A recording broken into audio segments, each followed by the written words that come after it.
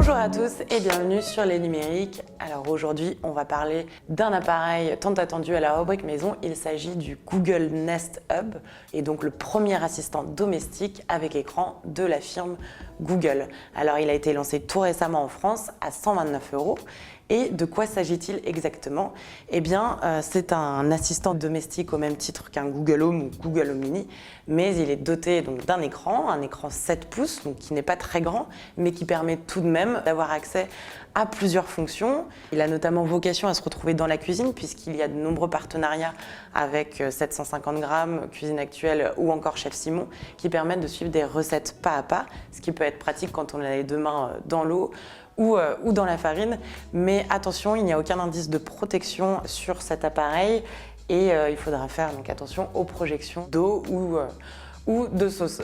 Sinon, Google a également, pour la sortie du Nest Hub, grâce à un partenariat avec Canal+ et aussi France Télévisions, le propriétaire du Nest Hub pourra également regarder toutes les séries et films MyCanal, mais aussi les chaînes de France Télévisions en direct, en demandant tout simplement « Ok Google, mets-moi France Info en direct » ou « mets-moi ma série Canal+ sur MyCanal ».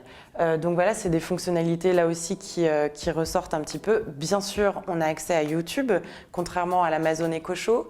On se rappelle quand même que Google et Amazon sont en guerre sur ce point, puisque YouTube appartient à Google et détient donc tous ses avantages.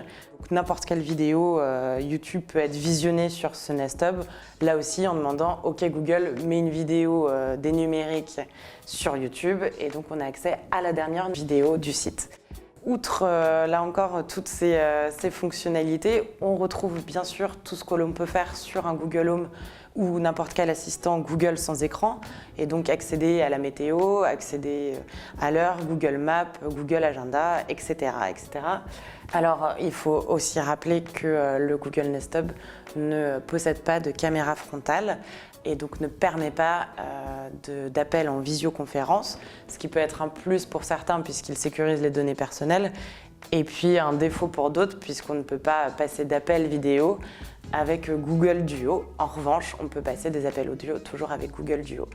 Quand il est en veille, le Nest Hub fait vraiment office de cadre photo, puisqu'on peut sélectionner au préalable les photos dans Google Photos pour qu'elles défilent toute la journée si on le souhaite sur son assistant. Et donc on a vraiment un objet presque de déco qui fait défiler toutes les photos. Donc on a ici un Google Nest Hub qui est assez riche en fonctionnalités, où on peut y faire beaucoup de choses, il peut se placer dans plusieurs pièces de la maison. En revanche, il reste quand même assez limité. On retrouve un écran d'une qualité assez médiocre. Et puis on a un niveau audio qui laisse encore à désirer.